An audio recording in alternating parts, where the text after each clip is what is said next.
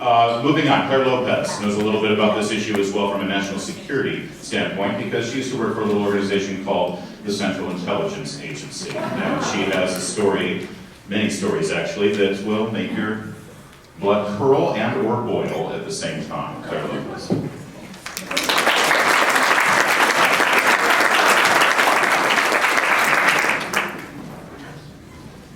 Thank you very much, and thanks to all of you for coming out today. These are really important topics that we're discussing, and much appreciate that you've taken the time out of your weekend to be here to consider them. So what I'd like to do with this presentation here is to draw together some of the themes that Anne has just touched on with refugee resettlement, her book, of course, subtitled Hijra to America, and what you will hear after me from our good friend and colleague Jim Simpson, which is further to the issue of refugee resettlement and immigration. So in the middle here, let me tie together some of these issues for you, and let's see if I can. I think the clicker is not working, so Tanya, if I might call upon you, I appreciate that very much. Everything you're going to hear today from me is unclassified. It comes from the open source world.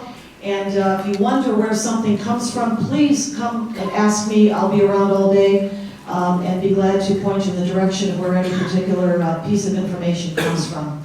A little bit of a graphic, a montage of some of the things in my background. As you heard, I began my professional career after graduate school with 20 years undercover CIA, working the then Russian Soviet target communism. And moved eventually on to the policy world, where I am very happily now working at the Center for Security Policy with Frank Gaffney. So let's begin with what we are facing, I think, in terms of the overall most critical threat to our republic, to our way of life, to Western civilization, and that is what we call at the center the global jihad movement. Well, what is jihad? Well, according to Islamic law, and that's where the definition comes from, it is a complete way of life. Islam, the word itself, means submission. Doesn't mean peace, doesn't mean, happy, happy, joy, joy. It means submission. Submission to what? To whom? To Allah, to Islamic law. It's a complete social and political and legal totalitarian system, really, all encompassed within a strict, very strict juridical framework. That framework is what we call Islamic law, or Sharia, which governs really every bit of a Muslim's life, whether or not they choose to be obedient or not. And in the West, of course, they have that choice to be obedient or not to, much less so in places like Sudan, Somalia, Iran, or Saudi Arabia. And so the system is wrapped in religious terminology, but as our First Amendment protections envision, that religious aspect encompasses things like prayer, worship, devotion, diet, fasting, pilgrimage, and proselytizing. That's what the First Amendment covers for religious rights. Totally covered, 100%, and to the extent that that's what Sharia is about, it is covered. However, step outside of that, move into the legal or military arena, and you are now run afoul of Article 6 of the Constitution, which says that the Constitution of the United States shall be the supreme law of the land. There is a difference there. All right, let's go on. Jihad is an obligation for all Muslims, for all time, in every place, until the world be all for Allah, as it says in the Quranic verse 839. And so, right now, we are in a period of jihad resurgence. Why do they hate us is a question we heard a lot about right after 9/11. Well, the reason they hate us is because every society like ours that is free, that is based on Judeo-Christian concepts and principles, that uses man-made law as the foundation of our legal system, stands in the way of their number one objective, which is the caliphate and the subjugation of the entire world under that caliphate to Islamic law, to Sharia. So by our very existence, we are a stumbling block, we are an obstacle to their number one objective, which is the international, the global caliphate. That offensive to overcome the obstacle of Western civilization, and all, when I say Western civilization, I mean all the countries and all the societies in the world that now have a form of government that is based on the Western system. And so that encompasses much more than simply Western Europe, US, Canada, but as well all countries in the world that follow a Western style system of liberal democratic government. So what's coming against us is global, it's organized, it encompasses nation states like Saudi Arabia, like Iran, as well as subnational terror groups like Al-Qaeda, like the Islamic State, like any number of these whose emblems I've got around the top here. Let's see if the pointer works. It does. This flag, the flag of Iran. This one over on the right, that's Hezbollah. The green one, this is the flag of Saudi Arabia. That script you see on the green flag, it says La ilaha illallah wa Muhammad Rasulullah. It means there is no God but Allah and Muhammad is his prophet. And if you didn't quite get the message, that's what the sword's for underneath. This one here is one of the stylized shields or logos of the Muslim Brotherhood. There are others that look similar but maybe a little bit different. The black flag here, same thing as on the Saudi flag, but that's the one you might most often have seen Al-Qaeda flying. And at the bottom, the flag of Pakistan. The mission of all of them: overthrow non-Sharia governments by either force or guile, or both, and target both near enemy and far enemy. And you'll see that tactic being used differently by different groups, but the objective in the end is the same: caliphate and Sharia. So what is this global jihad movement that I'm talking about that encompasses things that Ann talked about, like refugee resettlement, hijra? Well, it is the forces of jihad and all who support it for the purpose of imposing Sharia. Now, that means not just the violent groups that we just talked about, like Al-Qaeda and Hamas and Hezbollah and Taliban and so forth, but those who support it in a currently, at the moment, perhaps pre-violent stage, is the way we describe it at the Center for Security Policy.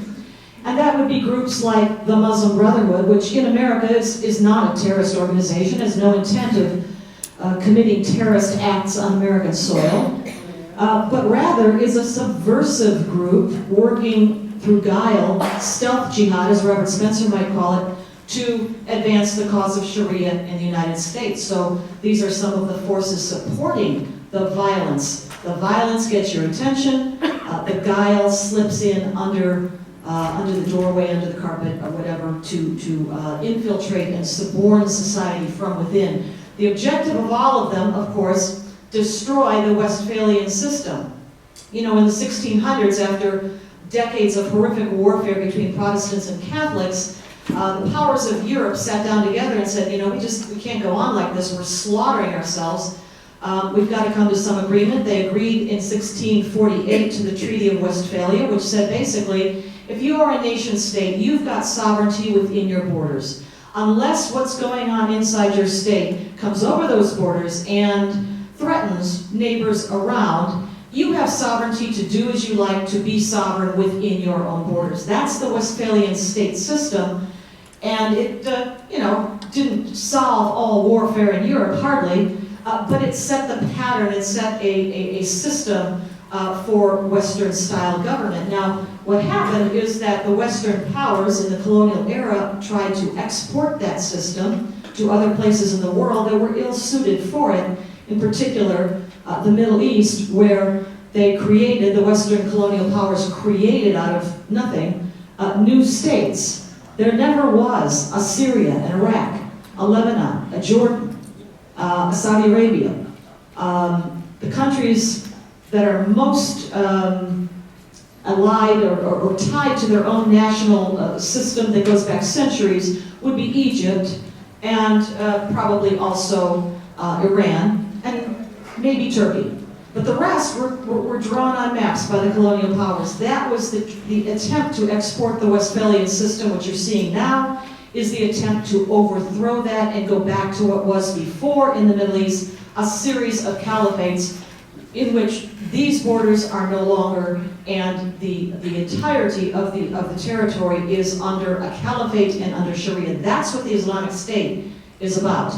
Dawah, of course, means the call to Islam, but it never exists alone. There's always the follow-on. If you don't accept the call to Islam, jihad will make sure that you do. Why is this happening now? Why do we have a resurgence of the jihad movement now? Well, partly decline of the West, a loss of pride in ourselves, our history, our principles, our traditions, purpose, and especially a willingness to defend ourselves. I mean, look at Germany, look at Europe, what's happening. Girls and women raped in the streets. And up till now, the men of these societies, where are they? What are they doing?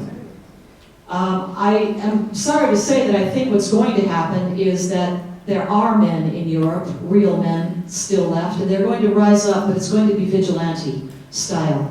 Because the elites of the security services, the police, the politicians, the academics, even the churches, have abandoned the people and they know it. And they're going to start taking things into their own hands, and it's going to be very ugly. Europe is going to explode. So all of these worldviews combining have provided an opening, I would say, for the resurgence of jihad right now across the world. This is what I would say jihad looks like. You can see across the top figures, images of Ayman al-Zawahiri, the head of Al-Qaeda. This is the president of Iran, Hassan Rouhani, and of course, Abu Bakr al-Baghdadi, who has named himself Caliph Ibrahim. But instead of just that open pounding, visible, violent, kinetic assault of jihad, I think we have to consider that there are other influences coming in from the side and, like I said, through the back door, under the door. And those are the Brotherhood and the forces of Sharia and jihad. There's an article that I would recommend to you very highly to read. This article was published in August of 2005 online at Der Spiegel magazine. Der Spiegel, of course, is a German media outlet, but it publishes in English online, where you can find this one. What Al-Qaeda really wants. What's important about this article is that many years ago, 10.5 years ago, a Jordanian journalist got an interview, scored an interview with the top military commander of Iran, who was based at that time, the top military commander of Al-Qaeda, based at that time in Iran. His name was Saif al-Adil, and they got a interview with him and published what he said in this article. And what he did is laid out the 7 phases for the conquest of the West by Islam, 10.5 years ago. I'll just mention a couple of the phases to you. They're divided by years, 3 or so years per phase. There are 7 phases altogether. Let me start with phase 4. It was 2010 until 2013. That period of time was to be the overthrow of the hated Arab governments. What happened between 2010 and 2013? The Islamic uprising that some people still like to call Arab Spring. 2013 till 2016 was to be the period, it said, when the caliphate would be announced. 2016 till 2020, phase 7 is what they're going to call, what they call in this outline of the phases, the period of total confrontation. Now that doesn't mean just in the Middle East. That means at home, in our countries, because we're already infiltrated, as you heard Ann talk about refugee resettlement, immigration by other means other than refugee resettlement, and you're going to hear Jim talk some more about this as well. We already have the populations living among us from which some percentage, small though it may be, will hear and obey and follow the call to jihad. That is the next 4 years, and that's what we're looking at. So I'm sorry, I should have advanced to this one, but there you see phases 4, 5, and 6, and you can see phase 6, the total confrontation phase. So how did we get here, and why are we in such a predicament right now? Well, the Islamic State is only providing the inspiration for a lot of the attacks we're seeing across the Western world, in Paris, in France, in other places of Europe, as well as, of course, the United States. It's not that it's directly controlling these operations, directing them, funding them, or even that the operatives who are carrying out these attacks are actually trained members of operatives of fighters of the Islamic State. They're not. But what's happening is that the inspiration by the example of establishing the caliphate, for the first time in almost 100 years, by the way, Muslims were without one for nearly 100 years since the last one was abolished by Kemal Ataturk in 1924. The example of the setup of the new caliphate, and then the example of its success is one thing, and then of course the inspiration coming across the internet, which is a whole new frontier in recruitment and inspiration and guidance. So what they, 1 minute, oh, okay. But we can take questions and many other things. So wait, back. Think globally, act locally is the recipe for individual jihad. Individual jihad means if you can't go to the caliphate and fight for them, do it where you are. That's why we're seeing all of these attacks here in the United States. Those are individual jihad attacks, including the one against the police officer yesterday in Philadelphia. Next, please. But the Muslim Brotherhood, by its infiltration, has already prepared the mindset of our leadership, who are adamant, and you heard the mayor of Philadelphia yesterday saying, he said it's about Allah, he said it's about following the Islamic law, but it's really not. It's actually nothing to do with Islam. That is infiltration and co-option and subversion from the inside, a lot of it done by the Muslim Brotherhood. This is Dabik, it is the magazine that the Islamic State puts out, the total confrontation phase. If you want to know what these guys are going to do, read their magazines. They're in English.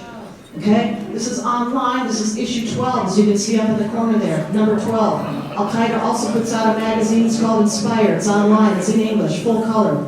Read it. You've been granted 4 more minutes. 4 more minutes. I appreciate that. I'll try fast. Okay, please, next. Here is a map, a couple of maps of the expanse of what the Islamic State is now aiming to control across the world. The end stage of Islamic Jihad is the establishment of the caliphate. That is what they are trying to do, not to defeat America through terrorism. That's not the threat. We are not threatened by terrorism. We are not fighting terrorism. We're not fighting the Islamic State. We are fighting to live free of Sharia. Stages of jihad, you heard Ann talk about immigrate, infiltrate, and then the caliphate.